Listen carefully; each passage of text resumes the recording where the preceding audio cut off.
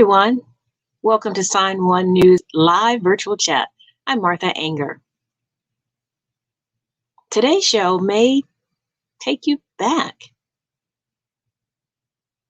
to your childhood when you were growing up as a deaf kid in school and all of the emotions that you went through, the good and the bad.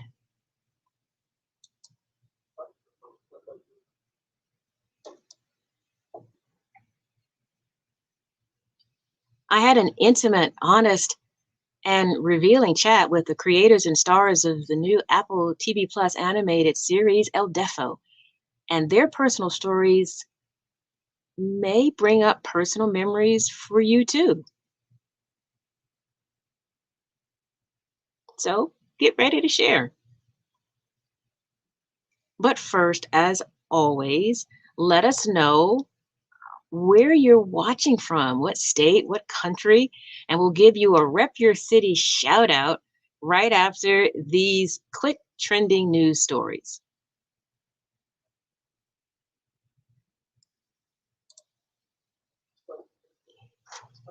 If you live in the Pacific Northwest, listen up. An evacuation order is underway in your area due to record rain and snow through the weekend that could cause floods, possible landslides, and avalanche risk across western Washington state. The rain and snow will stick around for much of the Pacific Northwest through today, Saturday, and then the area gets a break on Sunday. As always, Sign1News will post any emergency press conferences with sign language interpretation to keep our viewers informed and safe.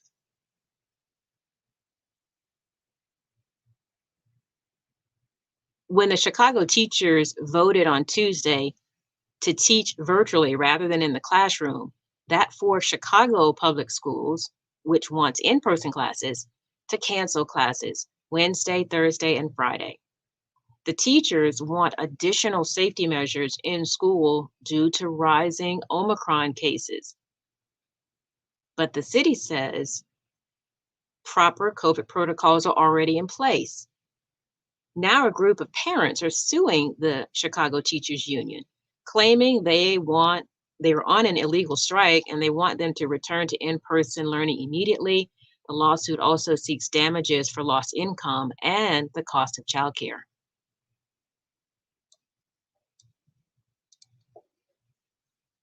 The Biden administration signed its first contracts with COVID-19 test manufacturers Friday. A $51 million contract with Gold Belt Security LLC to deliver over-the-counter test kits, and a contract with Revival Health to provide more than 13 million tests. It's part of President Biden's effort to distribute 500 million free and rapid tests throughout the country. The new test will be made available this month and will reach Americans through the mail. And check out this viral video of the week. Seaworld rescue team members are trying to figure out how this sea lion traveled miles away from the ocean all the way inland to a freeway and brought traffic to a stop. Here's the catch. This isn't the first time this particular sea lion has done this. In early November, the same animal was rescued from a different road and taken to a rescue facility.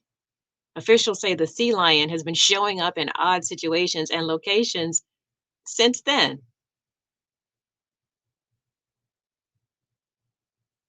So, has anybody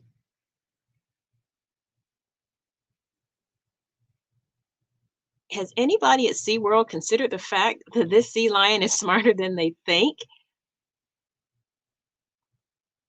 He does not want to be held in captivity. He may just want to go home to his natural home. Just a thought here. The sea lion is really actually trying to communicate with humans that he's trying to go home. You know, there's overfishing in his area. There's no place for him to go. that's something we really need to think about and ask ourselves.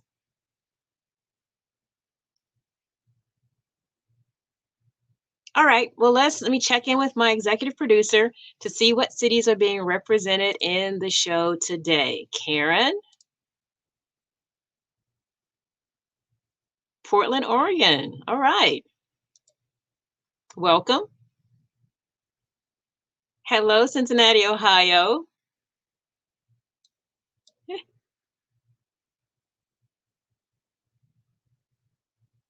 From West Virginia. Yeah, stay safe there. Arizona. I love that place. Come on, come on. Rep your city. Where you from? Los Angeles, California. Yeah.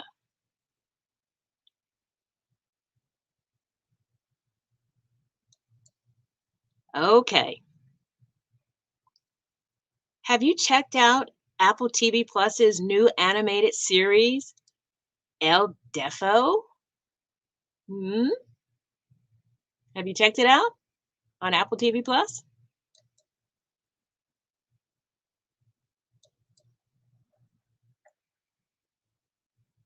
Well, earlier this week, I had the pleasure of chatting with two of the main creators and stars of the show, Cece Bell and Lexi Finnegan.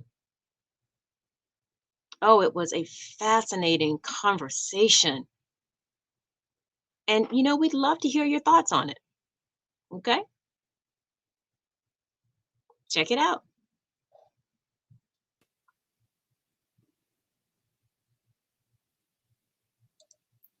Hello, everyone, and a big Sign1News. Welcome to our two guests today, New York Times best-selling author, Cece Bell. Can you hear it? And voice actress, Lexi Finnegan. And thank you to our interpreter, Sarah, and Jessica. Jessica will be signing, and Sarah will be voicing for me. Thank you, and welcome. Thank you. Hi. Thank you. Right into our virtual chat. On Friday, Apple TV Plus released its new 3-part animation series for kids entitled Elodefo. It follows a young girl named Cece as she loses her hearing and finds her inner superhero. As many of our viewers know, going to a mainstream school and making friends can be tough. And Cece wears a big, bulky FM hearing aid on her chest. Does anyone remember wearing one of those? Well, I remember. With a little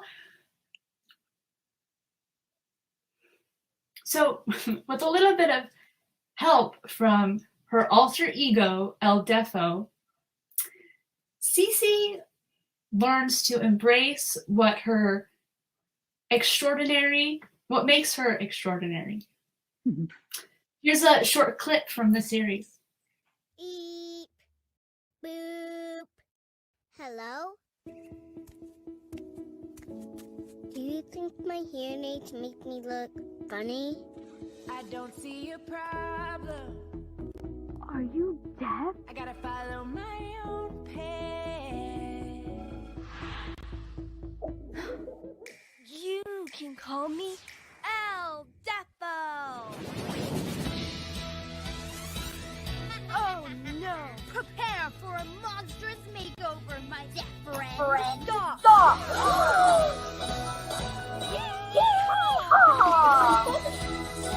Cece can hear Mrs.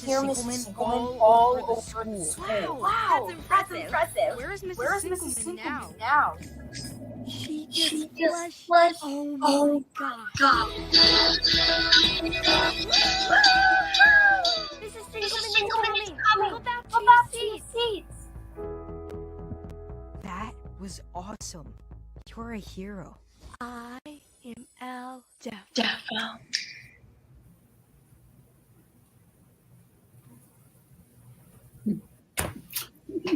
So cute.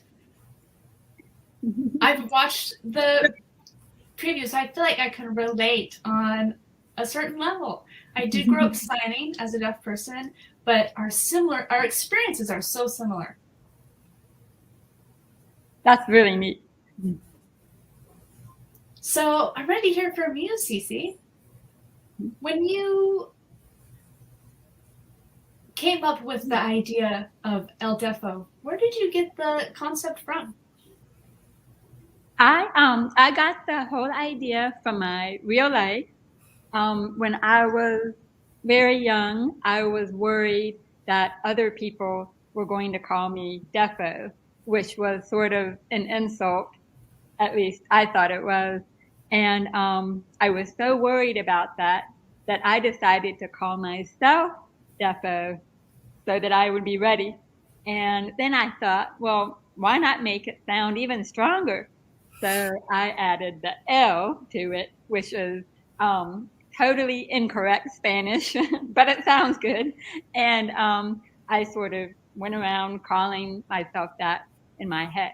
And so I would have these little fantasies where I imagined myself saying the things and doing the things that I wished that I could do in real life, because I was very shy and very much a pushover kind of kid.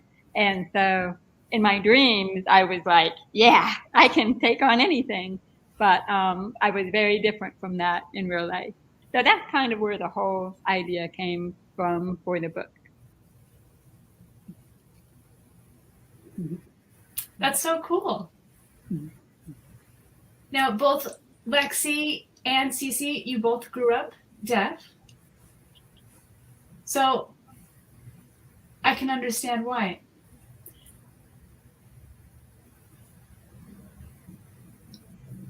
So when you started developing this character based on your own story? Right. Mm-hmm.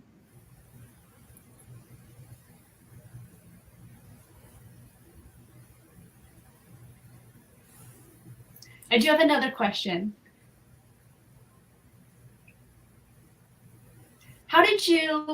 What made you decide to turn your book into an animated series? That is a great question. I was very nervous about doing that at first because I was so protective of the book and protective of my story. But I realized that the more representation we have of any kind of disability is a good thing. And I think a lot of people who don't have much experience with disability sort of assume that every deaf person is exactly the same. And as you know, we are very, very different. And every deaf person has to decide how they want to be deaf and how they want to communicate and what are the easiest ways and the best ways to do things. And so I thought it was really important for people to see that not only are there many ways that a deaf person can be deaf, but we are all just like everybody else. And this story is really more about a kid who just happens to be deaf. And because we have all the same hopes and dreams and crushes and friendship troubles as anybody else. But I just wanted to sort of normalize that experience for anybody who might be watching.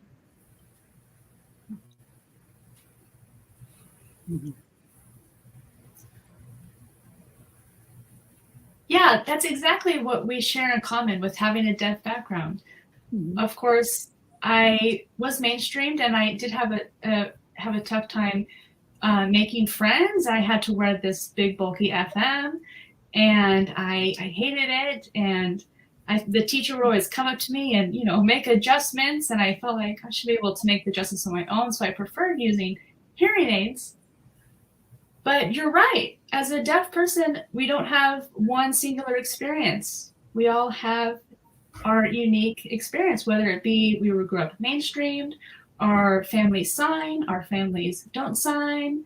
Some have deaf families that are passing down this sign language. So it all builds into this collective identity.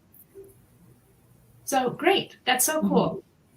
And one more thing, Cece, how did you feel when Apple TV decided to pick up the series?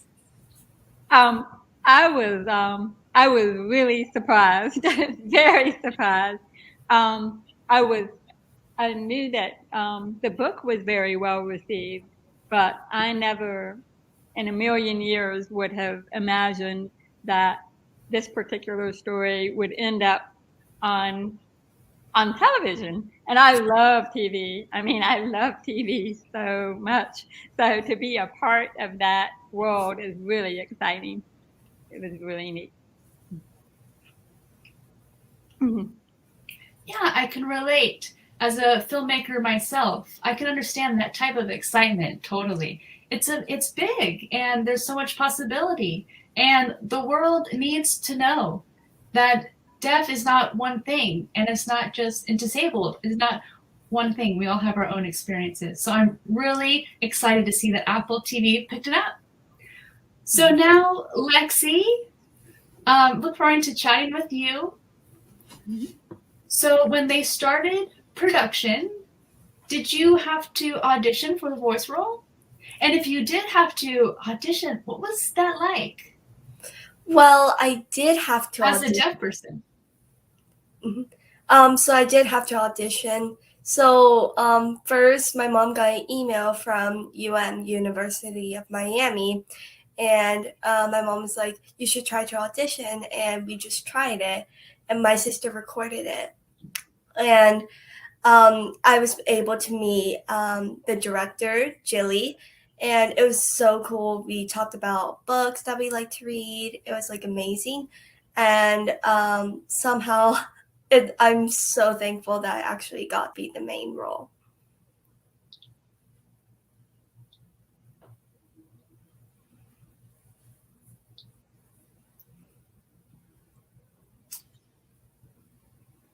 So do you experience any challenges as a deaf person doing voiceover work? When you're in the room, are you watching the animation while recording, or do you record your voice and then the animation is added later? What's the process like? So when we did the first recording, they didn't have the animation. They only had like sketches. So I didn't really see much. But when we were doing the, it's like when you do the,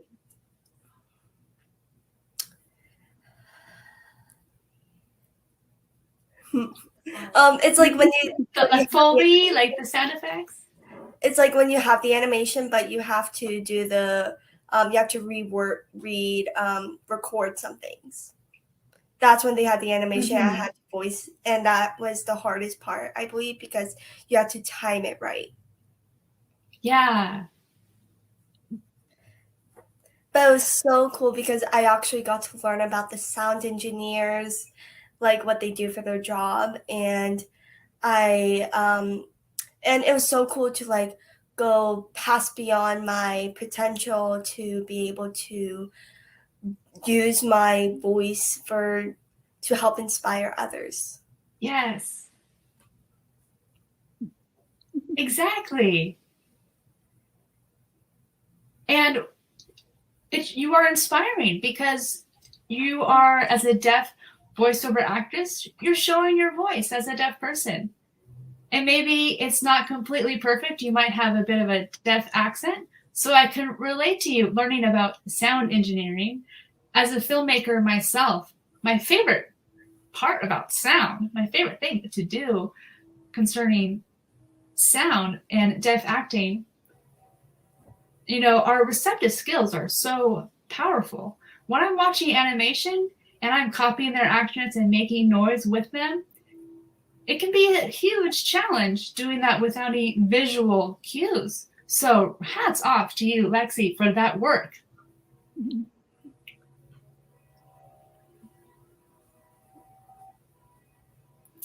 So, Lexi,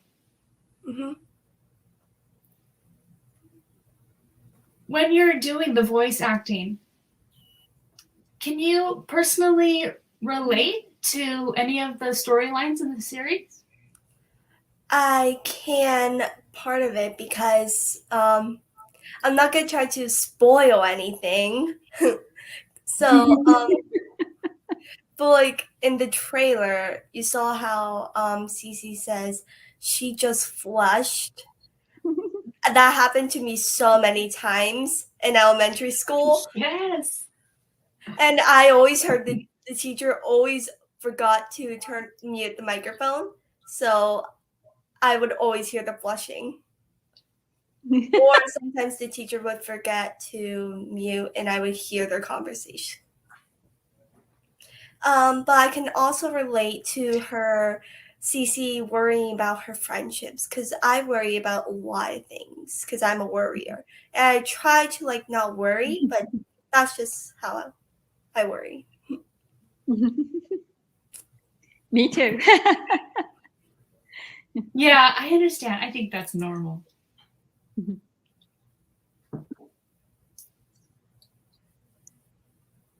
So I was wondering, I know you don't want to give much away, you want to keep it a surprise, but in the first episode or second episode, I saw that there was some signing in the series. So I'm curious, will there be more signing in the series to come? There, we address, I think it's mostly in the second episode that there's some signing in there. And the animators worked so hard to try to get it right. They filmed some acquaintances of mine actually, signing properly, and then they used that as a guide to make sure they animated it correctly. So fingers crossed, it looks good. But it actually addresses my ambivalence about sign language when I was younger, because I was so shy that I was afraid that if I signed, that everyone would be looking at me, and I could not handle that. And I'm happy to say that I am learning sign now, but I'm very slow, very slow. But so it's almost all in the second episode, and it sort of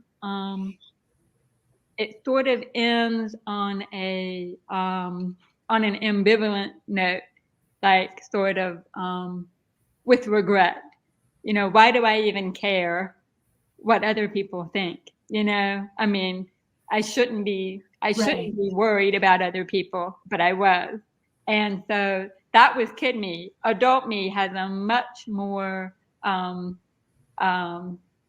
love sign language. It's amazing and beautiful and so complex. And so, but I wanted to acknowledge that when I was a kid, I was very confused about what to do. Yeah. Yes, I can understand that. And I don't blame you, because it's a different time. It was a different generation, and deaf people really were stigmatized and looked down on. So right, since the 70s, sign language has gained more recognition in America. There's been more education, exposure. So now saying you love sign language and you want to see it have recognition, every person has a different experience. But now with technology, everything is improving.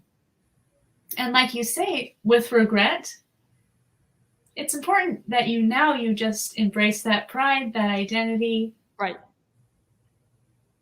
And you're never too old.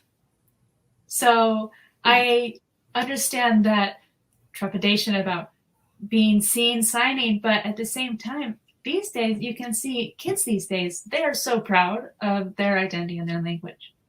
Right. And I think you mentioned technology. It's the technology that's allowing me to take these classes online, just, practicing with YouTube videos and watching what they do.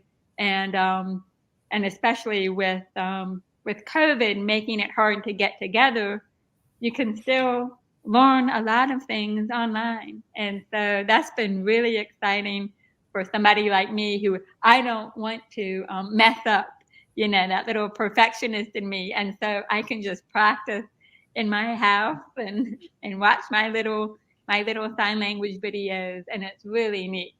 So it's really neat. Mm-hmm. Mm-hmm.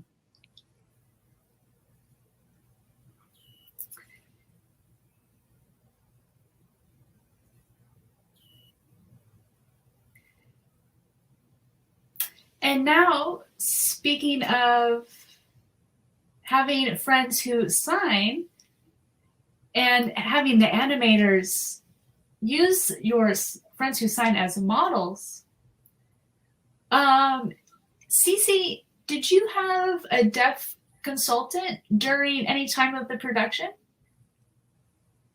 That was pretty much me. I was so heavily involved in the whole thing from start to finish that I was usually educating many people along the way. So that's why it was so exciting when we got Lexi on board. It was like, finally, somebody understands. I don't have to educate Lexi about any of this. And let me just say that Lexi is amazing. Oh my gosh. The hardest worker, the greatest work ethic. I mean, it was just such a joy and a treat getting to watch her. And I'm going to cry. I love her so much. But the show would not be what it is without her magnificent work. It was so good. Thank you for that, Lexi. You're awesome. Thank you so much, Cece. Yes, and I'm also so thrilled. As a filmmaker, I so encourage deaf actors to go after the roles of deaf characters, no matter if it's spoken or sign. And Lexi, you're a perfect example of this, being able to take on Cece's character as a deaf person. And you have that shared experience. You know what Cece went through. So you bring a level of honesty to the series. So I really enjoy seeing it. And it's so cute as well. And I think adults should be watching it as well, even though it's for kids. Because I know that many deaf adults will so relate. So congratulations, Lexi. I hope to see more work from you, more opportunities your way. Thank you so much. Now, Cece, so are there going to be more Elodefo episodes coming? I know we have 3 parts. Is there more to come?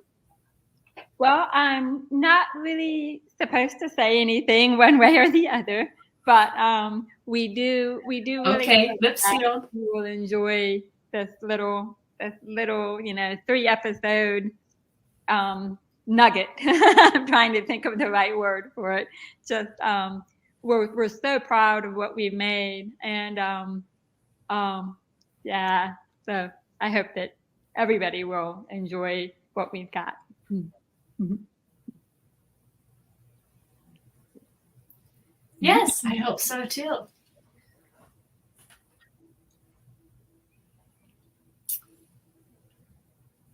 In film, there's so many different genres and age groups, and I think your series is such a great genre for deaf kids to know that they're not alone. And to see the book and the live action, both is amazing. Awesome. Mm-hmm. So now I've asked you both some questions. Now I'd ask you, put these questions to both of you. What do you hope kids and even adults, what do you hope they take away from this series? What do you want people to be thinking about? Lexi, you should go first. Well, I hope that they will be more open to how the deaf kids feel and how their experiences are, and like that's a mask. Yes, exactly. To hear. Yeah, that's a great answer. And I agree that we need to know that we're not alone. That that, and even I think everybody, not just deaf kids, but everybody has moments where they feel very different from everybody else, and they feel very lonely. And I really would love for the show to just be like a friend to those kids. You are not alone, because everybody feels like this, no matter who you are. So that's what I hope all kids take away from it. And I do think it will really help folks be more empathetic with each other and with different experiences. Mm-hmm. Yeah, totally. Yes. And that applies to adults as well. Like Lexi says, right. She wants adults to be more open-minded, more open-hearted. So I think you can't blame hearing parents in general, but sometimes when they discover their child is deaf, they take a medical approach, which can be a scary experience for the parents. So I wonder, that medical approach, that doctor approach, I'm sorry, but your baby has failed the hearing test. I can imagine how parents feel hearing it in those terms, from that perspective, in such a negative way. We need more resources to show the other sides of it. Right. That there's so many options available. There's mainstream, there's sign language, there's speech, there's lip reading. We want parents to know that there's all these options presented and available to their children, because there are generational differences between CC your time and the time and now. Oh gosh, so many generational differences. When I lost my hearing at 4.5, and so when I started kindergarten, it was with a group of kids who wore hearing aids, much like mine, and we were only taught how to lip read and be oral. There was no sign language at all, zero. And I look back at that and I think, what? I think all of the different options should be offered. So today it feels like there's a lot more, just a lot more options. And when I have visited deaf schools, it's not just sign language, it's also some lip reading and a little bit of everything, whatever helps you. And I also love that kids today seem so much more proud of their hearing aids and proud of the technology. Like my hearing aids were always this ugly flesh color, but now they can be pink and purple and green. Me too. And they were so big. So great. So I think there's just a lot more acceptance and pride, and a lot less stigmatizing. I think you used that word. There's a lot less of that, but it still exists, and there are still a lot of assumptions made. And probably my least favorite is when a lot of people think that deaf people aren't very smart, for example, and I've come across that quite a bit, and it's so frustrating. because we are very smart people, because we are working so hard to navigate the world in a different way. Yes. And we are bilingual. We know more than one language. So there you go. Right. Absolutely. So Lexi, Mm-hmm. do you have a similar experience as Cece? Well, some experiences are similar, but I wasn't a shy kid when I was younger. I was more of the more outgoing kid. So I can relate to like having difficulties with the teacher, like asking the teacher for the microphone. I was a little bit shy about that because I don't like talking to the teacher if there's like a problem or anything, because I usually don't stand up for myself a lot of things. But other than that, I don't think there's too much that was that I was very relatable. Like that was very, very relatable.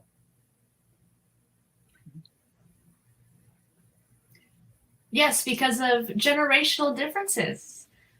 So that's why I wanted to know about Cece's experience and your experience and compare the two, because before there wasn't a lot of exposure or education.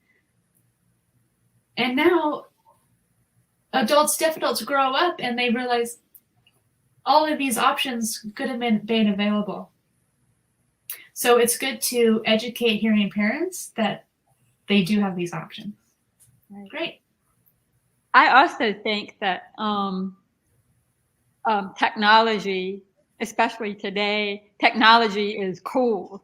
And so that sort of translates into hearing aids too. People get excited about technology. They love all the little, I have these little Bluetooth things that help me. And everybody gets excited by technology. And that's a good thing. That's a really good thing. So you don't, when I felt shame about the technology as a kid, I shouldn't have, because kids back then thought the technology was cool as well. But I didn't know that. But today technology is everywhere. Everybody has a phone. Everybody has a computer. And so it feels like, Yes. it feels better, if that makes sense. Yeah. Overall, it all feels better. Absolutely. But there is just one thing.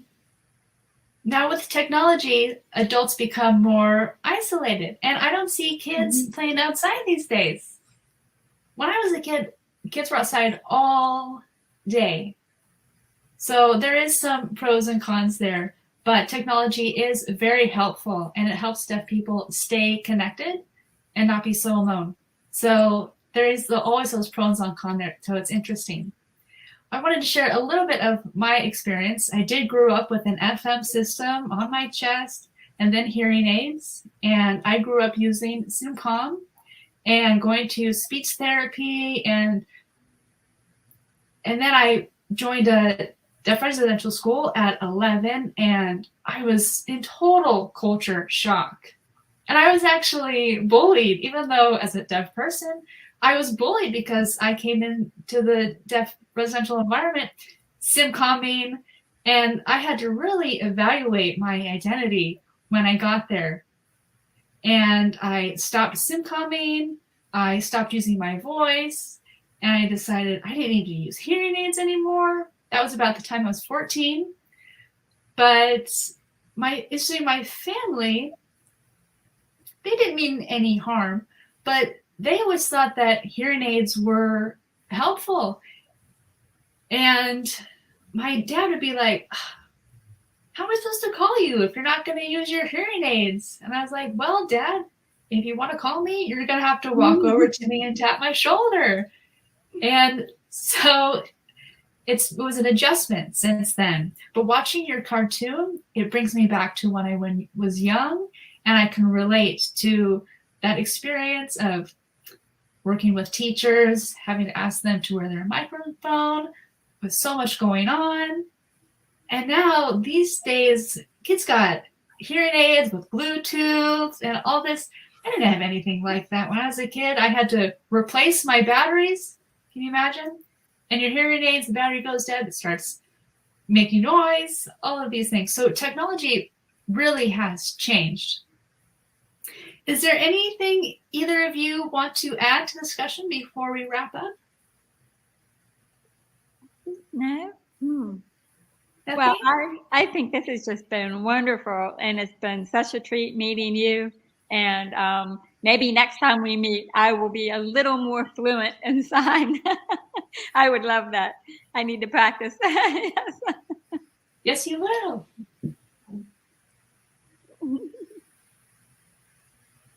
So I know it's a little complicated going to deaf events these days with COVID, but there are so many deaf clubs, ASL nights, deaf nights, social gatherings. Right. So that's a great place to pick up ASL. So that would be my one tip of advice. But with COVID, I understand it's a strange time for everyone these days. Right, absolutely. Yeah, that makes it so tricky right now. Oh, frustrating.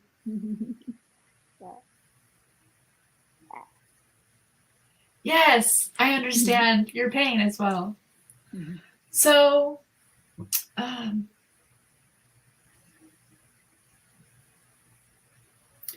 so it's a 3-part series. So I want to let the audience know Elodefo is already available on Apple Plus for streaming. Yay. Awesome. We hope everybody will enjoy it. Whoever watches it, I hope they will really enjoy it. And a lot of it is funny. So I hope a lot of people laugh too. Because it's funny. Yes, it is. It is. Oh, it is captions, and yeah. And when I watch and I see the FM system, it brings me back. It's so reminiscent of my childhood. It's like, oh yeah, I've been there. So, but I was not shy. I was always very proud before and after being mainstreamed and in residential school. And when I was bullied in the beginning, I just faced up to them. Why are you bullying me? I know I was strong-willed. So still today, that's true of me. So when I watch Elodefo and Cece and how she's so strong, I don't want to give too much away, but I'm going to do my best to not give any spoilers for the audience. But I wanted to talk so much more about getting into it, but I won't ruin the spoilers. Okay. Well, what a great discussion, everyone. Thank you so much to Cece and Lexi for joining us today. And a reminder to everyone, Elodefo is streaming now on Apple TV+. Be sure to check it out. Thank you.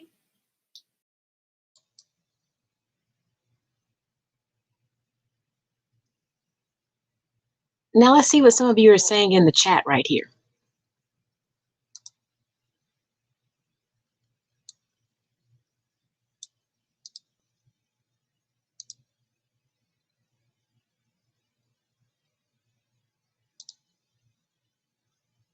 Kelly Billy, can you share your experience with us from the 60s and Eagle? Or Kelly, and you have the book, you want to chat with us here?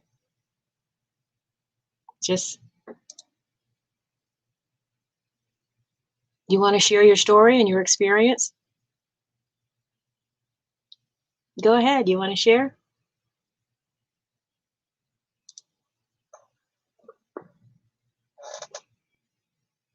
Deborah says, oh yes, I was suffered by 2 bully boys. I was a teenage girl, about 13 or 15.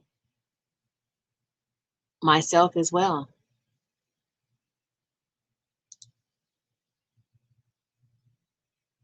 One boy bullied me. He passed away a long time ago.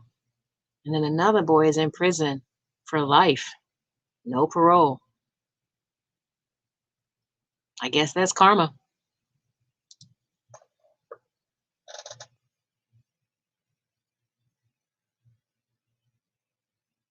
Kelly Billy says, I have Eldefo's book. It's good. I love it. Have you been watching the streaming series, though? So you've read the book. Just curious. Have you seen, you've read the book already, but have you seen the Apple TV Plus series yet?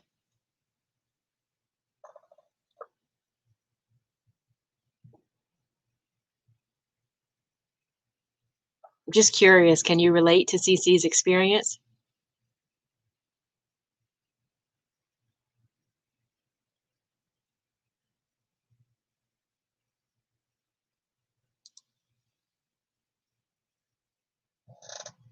Kelly says, not yet. I love reading the book, though. There are 3 parts to the series, and it's really good. It's only 30 minutes. Maybe if you have kids, they could watch, but I encourage adults to watch as well. It'll bring back so many memories of when you were growing up.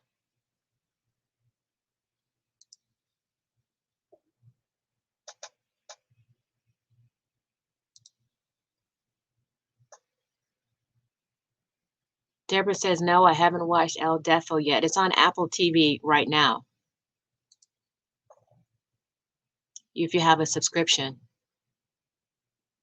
It's really good. I enjoyed it. I laughed. It's good for children and adults.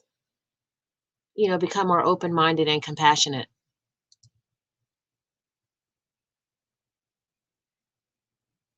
Bob wants to know, what is Elodefo? It's from the book. CeCe Bell is the author of the book. It's her life from the 60s and when she was growing up, about 4.5 years old, and she was just kind of, there was no signing when she was growing up. She had to wear the big FM device and accept that.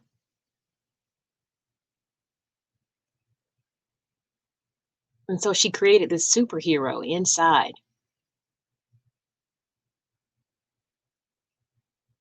Since she was a little bit different than other people. And a lot of deaf people can relate to CeCe, the character in the book and in the streaming series. And the cartoon is based on a true story, the real life CeCe Bell, her life experience, her life story. And so she turned it into an animated series. It was a New York Times best-selling book, and now it's streaming on Apple TV Plus. We'll find out if it's a box office hit. We do encourage you to watch, though. I hope I answered your question, Bob.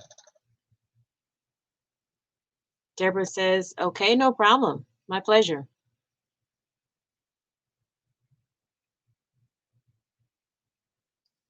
Did anyone see the discussion with CeCe and Lexi? Both of them are deaf, and they shared their experiences growing up, trying to find their identity and signing. Nowadays, we realize we wish we knew back then what we know now.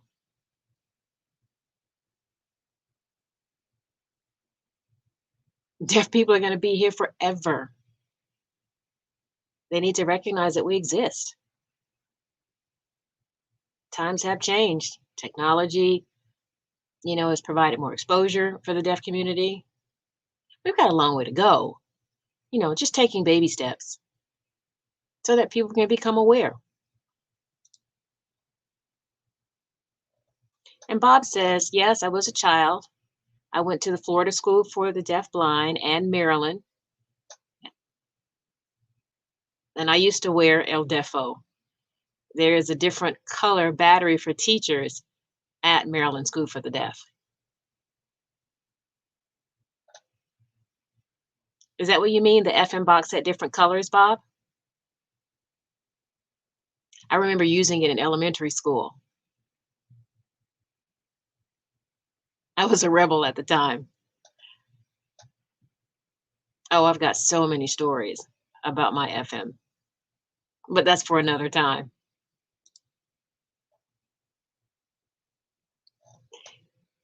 Oh, it was so hard. Oh, my ears.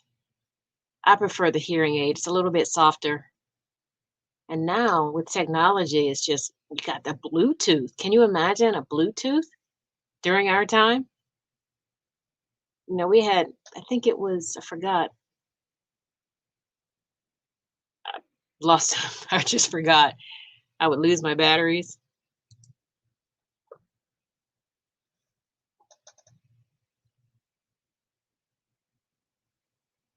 Kelly says, when I met a deaf girl,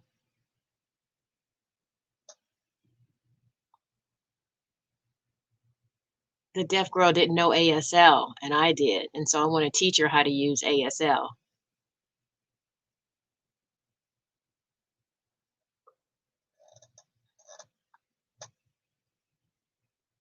I would share my culture when I went to college about ASL, would teach the ABCs, and it really inspired people to kind of pick up the language. You know, a few years later, you know, pretty fluent. Kind of find your identity.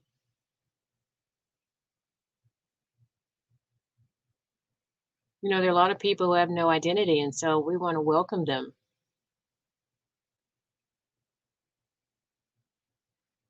We're supposed to help each other. Yeah, it's kind of a big umbrella word.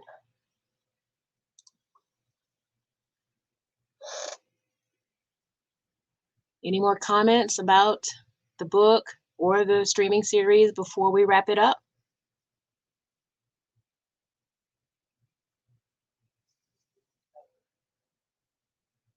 I saw someone was from Greece. I missed the name.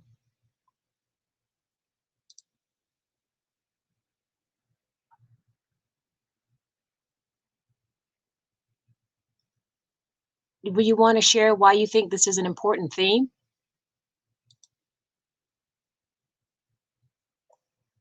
Yes, it is interesting. Is your experience the same as Cece and Lexi? Did you go through the same thing? Ni Castillo?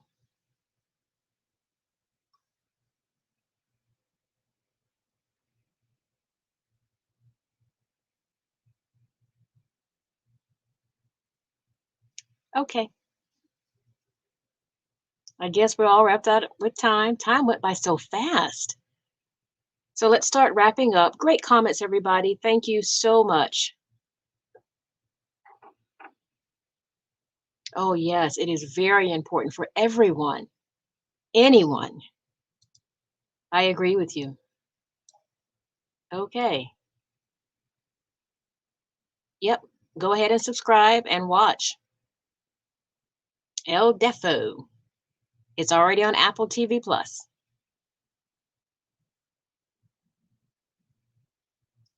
Hi.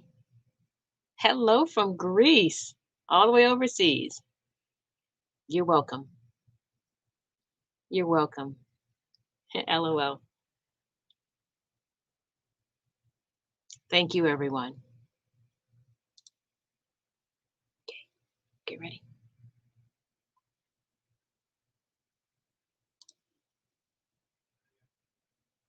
Mhm.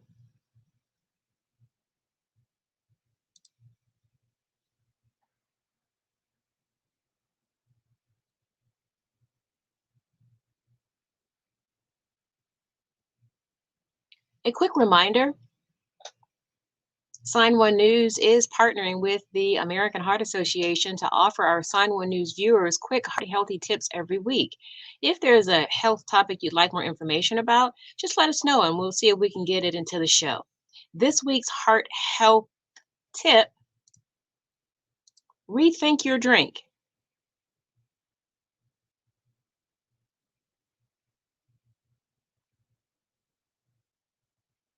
Consuming too much sugar can increase your health risk of cardiovascular disease, high blood pressure, high cholesterol, diabetes, and can also lead to weight gain, cavities, tooth decay, and skin aging, just to name a few. And guess where many added sugars come from? Our drinks. Fruit drinks, sweetened coffees and teas, energy drinks, and sodas. It's recommended to limit added sugars to 9 teaspoons, about roughly 36 grams per day for most men, and 6 teaspoons, 25 grams per day for most women and children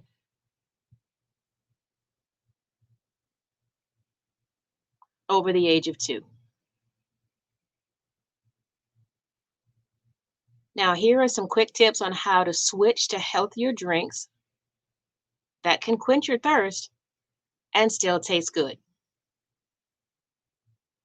Number 1, read nutrition labels and ingredients.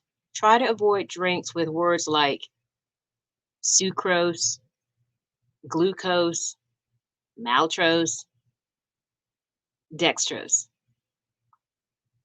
Number 2, cut back slowly. Mix half sweetened and unsweetened to gradually reduce the sweetness. Number 3, choose water.